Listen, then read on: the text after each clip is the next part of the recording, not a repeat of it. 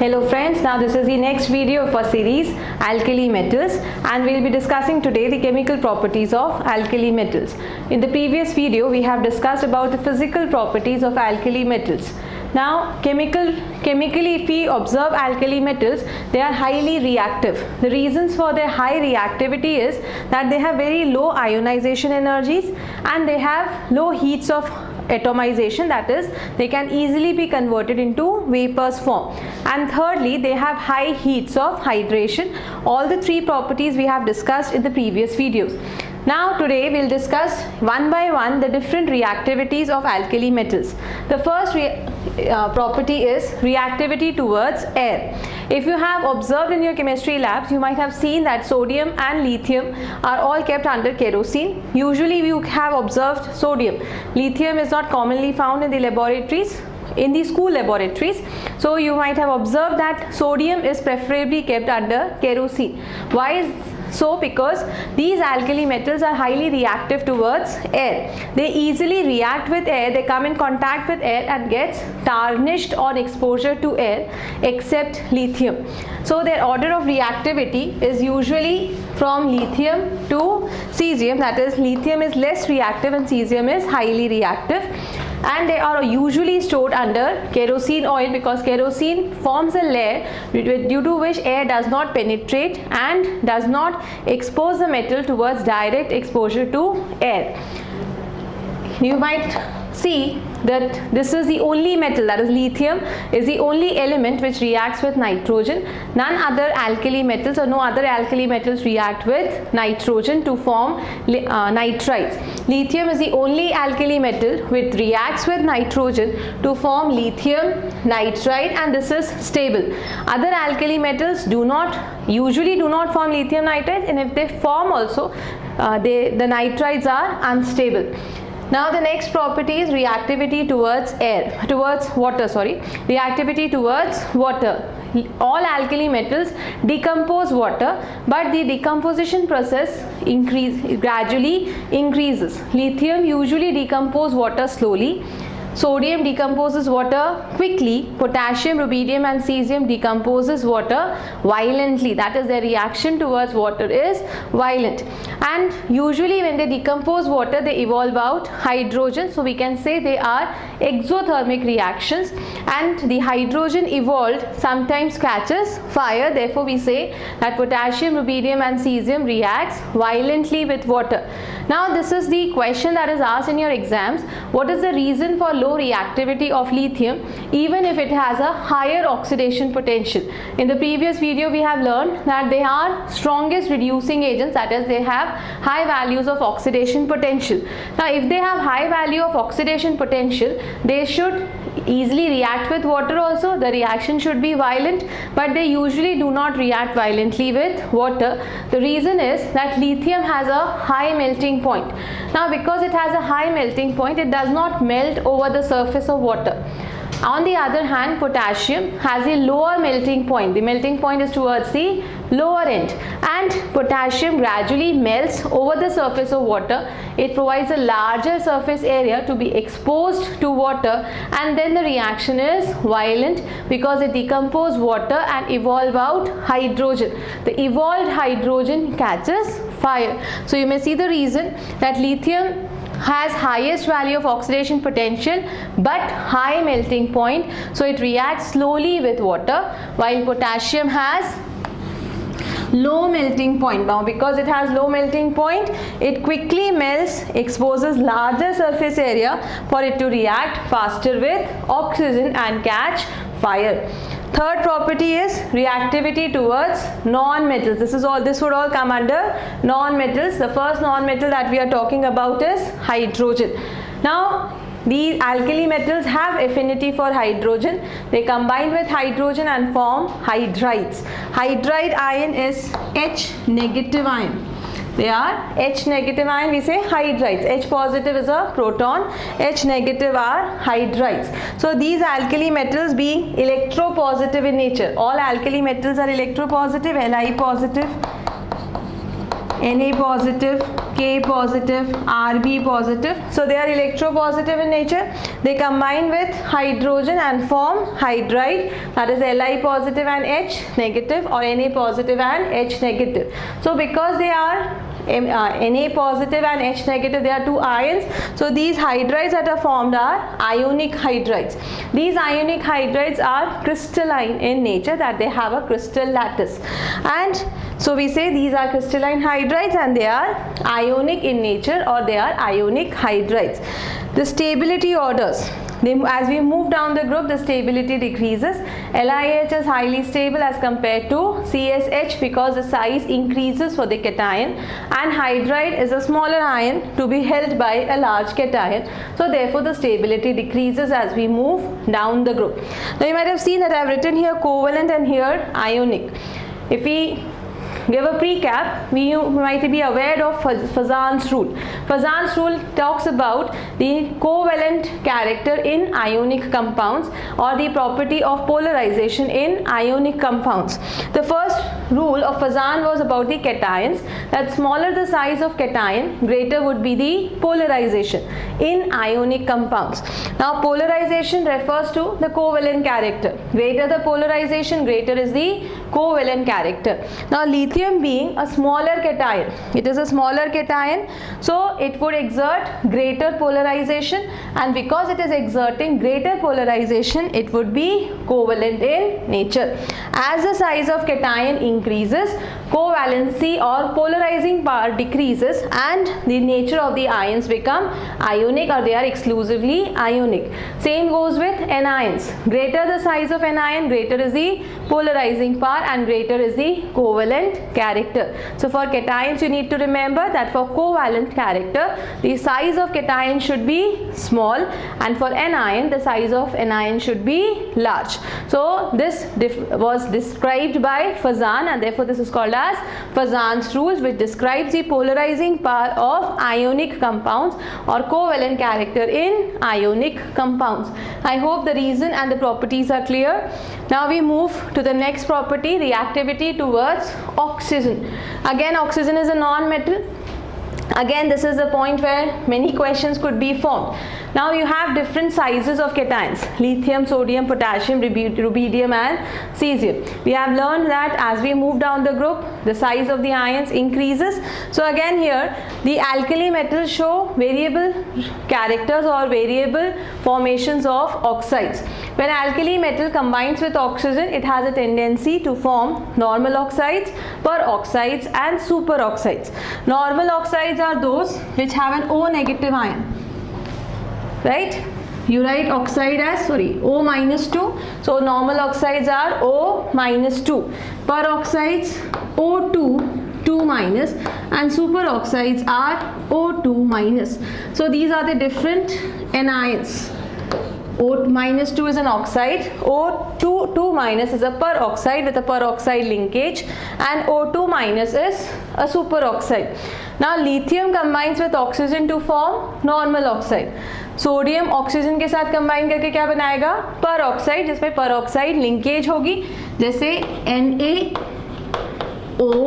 और Na. तो ये जो लिंकेज बनाते हैं इसको हम बोलते हैं peroxide लिंकेज. इसका मार्केटेड इंडस्ट्रियल नाम है ऑक्सोन. Na2O2 को मार्केटली इंडस्ट्रियली हम क्या बोलते हैं? ऑक्सोन. फिर पोटेशियम ऑक्सीजन के साथ कंबाइन करके क्या बनाएगा? Super oxide. अब क्वेश्चन आता है कि एल्कली मेटल्स ऑक्सीजन के साथ अलग अलग टाइप के ऑक्साइड्स क्यों बनाते हैं या कैसे बनाते हैं? तो रीज़न है कि lithium is a small cation, oxide is a small anion. तो small cation can easily hold a small anion. तो जब एक दूसरे को strongly held कर पाएंगे तो stabilized oxides बनाएंगे. लेकिन peroxide अगर मैं यहाँ रखूँ तो peroxide एक large anion है. Large anion होने के लिए small cation उसको held नहीं कर पाएगा, hold नहीं कर पाएगा तो unstable हो जाएगा. इसीलिए lithium जो है वो peroxide form नहीं कर सकता.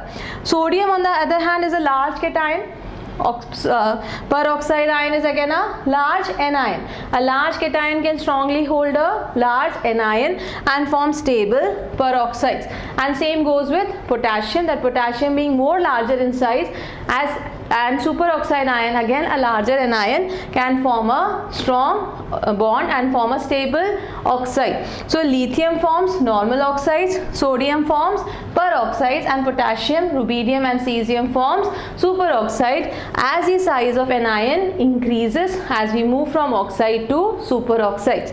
Now what you need to remember is, this is from the molecular orbital theory, peroxides are diamagnetic, that is they have all paired electrons, and superoxides are paramagnetic, and being paramagnetic they are colored. Usually the diamagnetic compounds are colorless and paramagnetic are colored because of the presence of unpaired electrons. Now we move on to the next property. Next is reactivity towards halogens. Now all the alkali metals have a tendency to react with halogens, that is fluorine, chlorine, bromine and iodine, to form their respective halides. You might have heard about LiCl, LiF, NaCl, NaBr. So these all are halides, and they combine with these halogens to form MX type of halides. These MX type of halides are basically ionic in nature. Now when we say it is ionic in nature, that means their nature would be crystalline. So these halides are ionic and they are crystalline in nature.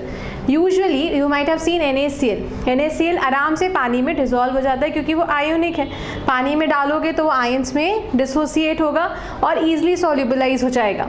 लेकिन LiF जो होता है वो water में insoluble होता है. ज़्यादातर alkali metal halides जो होते हैं वो वाटर में सॉल्युबल होते हैं एक्सेप्ट फॉर लिथियम हैलाइड्स. अब आपने फिर से फजान्स रूल इसमें आपको रेफर करना पड़ेगा. हमने बोला ज़्यादातर हैलाइड्स कैसे हैं, आयोनिक हैं, लेकिन लिथियम के जो हैलाइड्स होते हैं, क्योंकि लिथियम एक छोटा कैटायन है, तो छोटा कैटायन लार्ज एनायन के साथ बनाएगा तो उसमें फिर से पोलराइजेशन होगा तो वो आयोनिक की जगह कैसा कैरेक्टर शो करेगा, कोवेलेंट कैरेक्टर शो करेगा. कोवेलेंट कैरेक्टर शो करेगा तो ऑब्वियसली फिर वो उसकी सॉल्युबिलिटी कम हो जाएगी. दूसरा मेजर रीज़न है, इसमें क्वेश्चन आता है कि all the halides of alkali metals are usually soluble in water except lithium halides, and उनमें भी lithium fluoride is the classical example जो water में soluble नहीं रहता. तो lithium fluoride जो है वो water में soluble क्यों है, क्योंकि उसकी लैटिस एनर्जी बहुत ज़्यादा है. देखिए जो दो आयंस आपस में कंबाइन होते हैं तो एक क्रिस्टल लैटिस बनाते हैं. उस क्रिस्टल लैटिस को सॉल्युबलाइज करने के लिए आपको उसके बीच के आयंस को डिसोसिएट करना पड़ेगा. उसके लिए एनर्जी अगर कम लग रही है तो वो ईजिली सॉल्युबल है, लेकिन अगर लैटिस एनर्जी ही बहुत ज़्यादा लगेगी तो मतलब उसकी सॉल्युबिलिटी वाटर में कम हो जाएगी. तो LiF जो है वो इनसॉल्युबल है वाटर में क्योंकि उसकी लैटिस एनर्जी कैसी है, बहुत ज़्यादा है. दूसरी उसकी हाइड्रेशन एनर्जी की भी वैल्यू ज़्यादा है. तो because it is having high lattice energy and also high value of hydration energy. So we can sum up that they all are ionic in nature except for the halides of lithium. They are usually soluble in water except for lithium halides, and specifically lithium fluoride is insoluble in water because of its high lattice energy as well as high heat of hydration. Now one more thing, potassium, rubidium or cesium, you can see these metals combine with an extra halogen, like I have formed Ki. ठीक, Ki बनाया, potassium को iodine के साथ react कराया और Ki बना. अब उस Ki को मैं फिर से आयोडीन के साथ रिएक्ट कराऊंगी तो पॉलीहेलाइड बनेगा. इसमें भी एक एग्जाम्पल वो पूछ चुके हैं कि पॉलीहेलाइड मतलब क्या. तो when ever a metal alkali metal halides react with an extra halogen they form पॉलीहेलाइड्स. ये जो पॉलीहेलाइड्स होते हैं ये कैसे हैं, ये एक ऑरेंज कलर का सोल्यूशन बनाता है. क्वेश्चन इसी पे आया था, सॉरी वायलेट कलर का सोल्यूशन, आयोडीन है तो वायलेट कलर का सोल्यूशन बनाएगा. तो क्वेश्चन आया था violet coloured polyhalidic solution is Ki3. तो ये वायलेट कलर का सोल्यूशन बनाता है जिसको हम वॉल्यूमेट्रिक एनालिसिस में यूज़ करते हैं. Now we come to the nature of carbonates and bicarbonates. Again, alkali metal would react with the carbon dioxide to form basic carbonates जैसे Li2CO3, Na2CO3, K2CO3, Rb2CO3 and CS2CO3. अब carbonates में M2CO3 general formula हो गया, और वैसे ही ये bicarbonates बनाते हैं MHCO3. तो MHCO3 में क्या क्या आ जाएगा, LiHCO3, NaHCO3, KHCO3, sodium bicarbonate, potassium bicarbonate, lithium bicarbonate. तो ये कार्बोनेट्स भी बनाते हैं और बाइकार्बोनेट्स भी बनाते हैं. यूजुअली जितने भी हम एल्कली मेटल कार्बोनेट्स पढ़ते हैं वो सारे के सारे थर्मली स्टेबल हैं, मतलब उनको आप हीट के प्रेजेंस में डिसोसिएट नहीं कर सकते, except for again lithium. Lithium carbonate is thermally unstable. अगर मैं लिथियम कार्बोनेट को हीट पे सब्जेक्ट करती हूँ तो वो डिसोसिएट करके करस्पॉन्डिंग ऑक्साइड में और कार्बन डाइऑक्साइड में डिसोसिएट हो जाता है। अब इसका रीज़न क्या है, देखिए मैंने इक्वेशन दी है यहाँ पर कि लिथियम कार्बोनेट को आपने हीट के प्रेजेंस में डिसोसिएट किया into lithium oxide and carbon dioxide. अब लिथियम कार्बोनेट ही क्यों डिसोसिएट हुआ, बाकी क्यों नहीं डिसोसिएट हुए? तो लिथियम कार्बोनेट में Li पॉजिटिव का पोलराइजेशन कैसा है, ज़्यादा है, तो Li क्या करेगा, O को अपनी तरफ खींचेगा, जिसकी वजह से कार्बन डाइऑक्साइड में कार्बन ऑक्सीजन बॉन्ड जो है वो वीक होने लगेगा और LiO बॉन्ड जो है वो स्ट्रॉन्ग होने लगेगा। तो किसकी टेंडेंसी बढ़ेगी, LiO बॉन्ड के बनने की टेंडेंसी बढ़ जाएगी और CO2 के डिसोसिएट होने की टेंडेंसी बढ़ जाती है। तो Li का पोलराइजिंग पावर ज़्यादा होने की वजह से CO bond gets weakened, thereby strengthening the LiO bond and leading to the dissociation of Li to CO3. And Li2O जो ये बनता है इसकी लैटिस एनर्जी कार्बन डाइऑक्साइड की लैटिस एनर्जी से ज़्यादा रहती है। तो क्वेश्चन आता है कि only Li2CO3 is thermally unstable whereas other alkali metal carbonates are thermally stable. Why? तो आंसर आप लिखेंगे lithium being a smaller cation has a higher polarizing power leading to the weakening of CO bond and strengthening of LiO bond, thereby dissociating the lithium carbonates. तो अब हम ये बोल सकते हैं कि लिथियम कार्बोनेट अनस्टेबल है, ग्रेजुअली आप नीचे जाते जाएंगे तो कार्बोनेट की स्टेबिलिटी बढ़ती जाएगी। फिर आते हैं बाइकार्बोनेट्स पर। बाइकार्बोनेट्स आपने सोडियम बाइकार्बोनेट, पोटेशियम बाइकार्बोनेट सब सुना है, आपने घर में भी देखा होगा। बाइकार्ब्स यूजुअली सॉलिड स्टेट में आते हैं, आपका जो बेकिंग सोडा होता है वो लिक्विड फॉर्म में नहीं आता, पाउडर्ड फॉर्म में आता है। तो NaHCO3 is powdered solid state. बाकी बाइकार्बोनेट्स भी जो होते हैं एल्कली मेटल्स के, they all are found in solid state except lithium bicarbonate. Lithium bicarbonate is found in solution form. तो देखिए हर जगह आपको लिथियम ही एक एक्सेप्शन मिलेगा। लिथियम का साइज छोटा होता है, पोलराइजिंग पावर ज़्यादा होती है, जिसकी वजह से वो सारे एक्सेप्शन शो करता है। इसमें हम पढ़ेंगे आगे एनामोलस बिहेवियर ऑफ लिथियम, उसमें हम ये सारे पॉइंट्स फिर से कवर करेंगे। तो अभी तक हमने समराइज किया कि कार्बोनेट्स और बाइकार्बोनेट्स एल्कली मेटल्स बनाते हैं, जिसमें सारे alkali metal carbonates thermally stable है एक्सेप्ट फॉर लिथियम कार्बोनेट, और सारे के सारे बाइकार्बोनेट्स सॉलिड स्टेट में मिलते हैं एक्सेप्ट लिथियम बाइकार्बोनेट जो किस फॉर्म में मिलता है, सॉल्यूशन के फॉर्म में मिलता है। फिर हम आते हैं nature of sulphates. Na2SO4, Li2SO4, K2SO4, तो मतलब किस टाइप के सल्फेट्स बना रहा है वो, of the general formula M2SO4। All the sulfates are again soluble in water except lithium sulfate. You have to just summarize that they form sulfates of the type M2SO4. All these sulfates are soluble in water except again lithium sulfate. Last very important property, solubility in liquid ammonia. Ammonia solvent के जैसा भी behave करता है, ये आपको ध्यान रखना है कि ऐसा नहीं कि अमोनिया लुइस बेस है तो वो सॉल्वेंट के जैसा बिहेव नहीं करेगा। Liquid ammonia also acts as a solvent. Alkali metals जो होते हैं वो आयंस में डिसोसिएट होते हैं, डिसोसिएट हुए तो क्या बनाएंगे, M positive plus an electron. ये जो डिसोसिएशन आयनाइजेशन प्रॉपर्टी होती है एल्कली मेटल्स की, ये अमोनिया में सोल्यूबलाइज होने में इन्हें हेल्प करती है। ज़्यादातर एल्कली मेटल्स हाइड्रोजन इवॉल्व किए बिना ही अमोनिया में डिसॉल्व कर जाते हैं। डिसॉल्व करने के बाद वो अमोनिएटेड आयंस बनाते हैं या अमोनिएटेड इलेक्ट्रॉन्स या सॉल्वेटेड इलेक्ट्रॉन्स बनाते हैं और साथ में एक कॉम्प्लेक्स फॉर्म करते हैं, मेटल कॉम्प्लेक्स फॉर्म करते हैं अमोनिया के साथ। अब यहाँ पर दो क्वेश्चंस बनते हैं, एक तो इक्वेशन पे क्वेश्चन बनता है, दूसरा क्वेश्चन बनता है कि ये जो सोल्यूशन आपने बनाया एल्कली मेटल्स को डिसॉल्व करने के बाद अमोनिया में, इसका कलर क्या होता है। तो ये जो कलर बनाता है जब हम अमोनिया में इसको डिसॉल्व करते हैं तो इसका ब्लू कलर फॉर्म होता है। अब रीज़न आता है कि ब्लू कलर किस चीज़ से बना, तो जो ब्लू कलर बनता है वो इन सॉल्वेटेड इलेक्ट्रॉन्स की वजह से ये ब्लू कलर का सोल्यूशन बनता है। अब हमने पिछली कुछ वीडियोस में पढ़ा था कि अगर हमारे पास अनपेयर्ड इलेक्ट्रॉन है तो वो पैरामैग्नेटिक नेचर शो करता है, और अगर पेयर्ड इलेक्ट्रॉन्स है तो वो डायमैग्नेटिक नेचर शो करेगा। कंडक्शन ऑफ इलेक्ट्रिसिटी में भी हमने ये पढ़ा था कि अगर वो फ्री आयंस या फ्री इलेक्ट्रॉन्स कंडक्ट करता है तो वो गुड कंडक्टर है, और अगर वो नहीं कर पाता तो वो एक पुअर कंडक्टर है।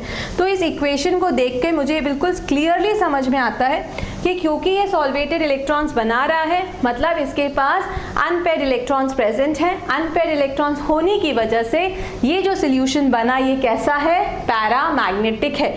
दूसरा, ये सोल्यूशन क्या कंडक्टर है इलेक्ट्रिसिटी का? बिल्कुल है, it is a good conductor of electricity because it has solvated electrons या अमोनिएटेड इलेक्ट्रॉन्स।